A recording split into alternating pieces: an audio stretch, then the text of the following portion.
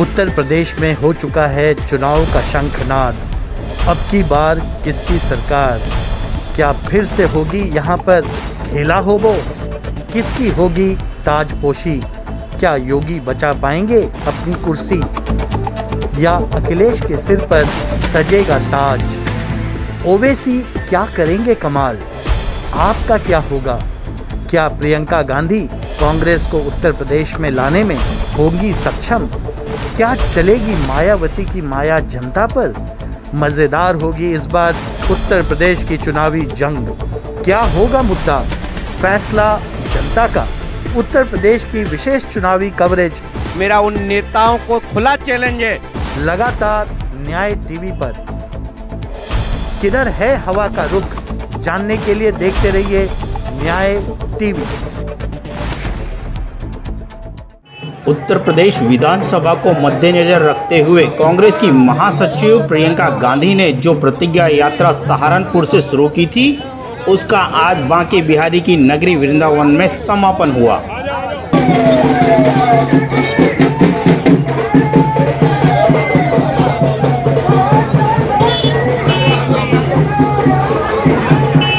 इस अवसर पर आचार्य प्रमोद कृष्णन, पूर्व सांसद नकवी, पूर्व विधायक प्रदीप माथुर, ओलंपिक मुक्केबाज ब्रिजेंद्र महेश पाठक आदि ने अपने विचार व्यक्त किए। उत्तर प्रदेश की इस अधार्मिक, अलोकतांत्रिक, असंवैधानिक, किसान विरोधी, दलित विरोधी, नौजवान विरोधी, प्रेम और सद्भावना की विरोधी इस सरकार को उखाड़कर फेंकना, ये प्रियंका गांधी का संकल्प है। और प्रियंका गांधी जी के संकल्प और उनकी प्रतिज्ञा को आत्मसात करते हुए, ध्यान में रखते हुए ये प्रतिज्ञा यात्राएं शुरू हुई थीं। पश्चिमी उत्तर प्रदेश की ये यात्रा सहारनपुर से प्रारंभ हुई थी, जिसमें पूर्व मंत्री जफर अली नकवी साहब, पूर्व केंद्रीय मंत्री सलमान खुर्शीद साहब, पूर्व मंत्री सतीश शर्मा साहब, दीपेंद्र हुड्डा जी, प्रदीप माथुर जी, महेश पाठक जी, गजराज सिंह जी, तौकीर अहमद साहब, बघेल साहब, सतीश शर्मा जी, ये सब नेताओं ने साथ मिलकर के ये यात्रा सहारनपुर से शुरू की थी। आज इसका समापन है। बांके बिहारी की इस भूमि को नमन करते हुए, श्री कृष्ण जन्मभूमि को प्रणाम और वंदन करते हुए हम इसका समापन करेंगे।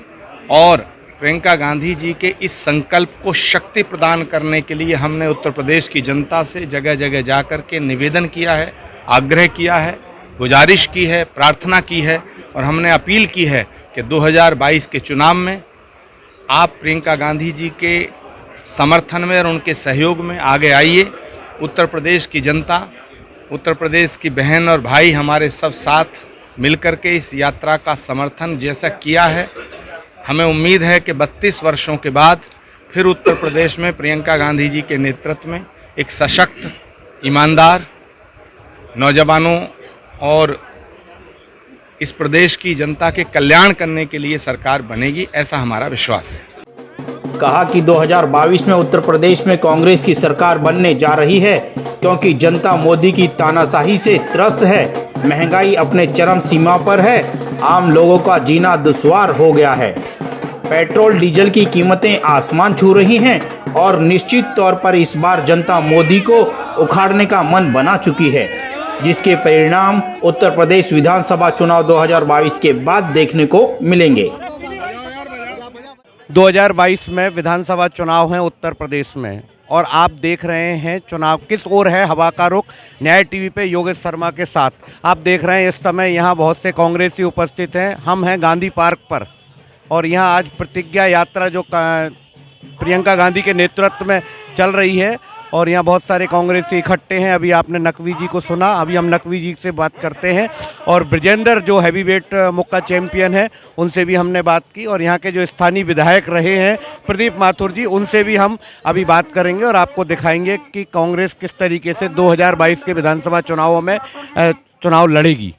हर तरफ आतंक का माहौल है, लोग मुसीबत में पड़े हुए हैं। ये सरकार किसानों के विरोध में कितनी हत्याएं हुई, 10-1,000 किसान वहाँ पे मरा। नौकरियाँ देने की बात की थी, जो छात्र नौकरी वाले वो अपनी डिग्रियाँ फाड़ रहे हैं।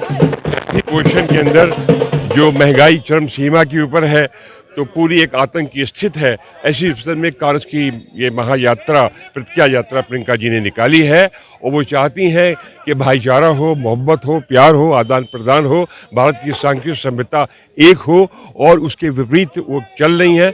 और उनका कहना ये है कि हमने जो एक 7-8 सूत्री कार्यक्रम रखा है, महिलाओं को हम करीब 40% टिकट देंगे, तो ये सब चीज़ें हैं सामने। विधायक जी, इस शपथ यात्रा का जो है उसका क्या उद्देश्य है? इसका उद्देश्य है जनता में जागृति करना, और हमारी प्रियंका जी ने जो 8 प्रतिज्ञाएं करी हैं, उन प्रतिज्ञाओं को जनता के बीच में पहुंचाना। प्रतिज्ञाएं हैं, कहीं ये चुनावी स्टंट तो नहीं है, जनता के साथ धोखा तो नहीं होगा? ये मोदी जी के साथ जुमलेबाजी वाली पार्टी नहीं है। मोदी जी दिन में 10 बार झूठ बोलते हैं, प्रियंका जी एक बार भी नहीं बोलती। 2022 में विधानसभा चुनाव है और निश्चित तौर पे आप मथुरा से चुनाव लड़ रहे हैं, तो क्या कहेंगे इस विषय में? चुनाव जीतेंगे, हम ही लड़ रहे हैं और हम ही जीतेंगे। और विधानसभा में कितनी सीटें जीतने का आप दावा करते हैं? हम सरकार बनाएंगे। क्या उद्देश्य है आज इस यात्रा का? इस यात्रा का सीधा सा उद्देश्य है जो प्रियंका गांधी की जो प्रतिज्ञा यात्रा की गई है पूरे उत्तर प्रदेश में, उनका संदेश, कांग्रेस का संदेश पूरे उत्तर प्रदेश में फैलाना, इस यात्रा का यही उद्देश्य है। 2022 के चुनाव आप किस रूप में देख रहे हैं? क्या कांग्रेस रिपीट होगी? रिपीट तो कहते बीजेपी नहीं होगी, पहले कांग्रेस थी, फिर बीजेपी है, और अब हम चाहते हैं कि आप बताएं कि 2022 के चुनाव में क्या होगा। मुझे याद है, मैं सबसे पहले बसपा भारतीय जनता, उसका मायावती की सरकार थी, उसके बाद अखिलेश जी के बाद बीजेपी, तो अगली सरकार है वो कांग्रेस की सरकार होगी। जो अगली सीएम है प्रियंका गांधी जी बनने जा रही है। तो यूपी के जो लोग हैं वो एक सरकार को दोबारा रिपीट नहीं करते कभी भी, तो यूपी के लोगों का उद्देश्य हमेशा रहा कि हमेशा बदलाव की तरफ वो जाते हैं, और ये बहुत अच्छी बात है। इसमें जो यात्रा में जो वादे किए जा रहे हैं वो पूरे होंगे या ये चुनावी स्टंट है? चुनावी स्टंट तो सिर्फ वादे नहीं किए, इन्होंने प्रतिज्ञा ली है। वादों और प्रतिज्ञा में बहुत फर्क होता है, आप सबको मालूम है।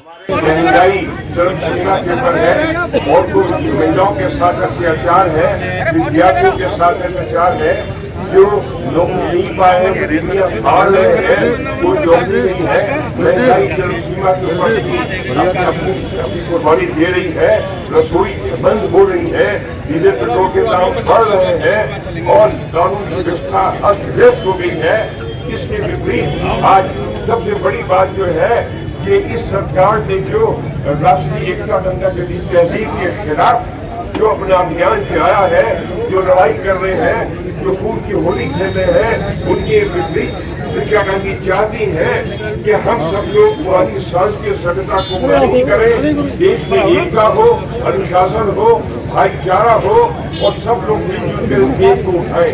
देश आज टूट रहा है, आज देश को टूटने से बचाइए। उन्होंने 7-8 सूत्री कार्यक्रम इस माध्यम से यात्रा से अपनी यात्रा किया है।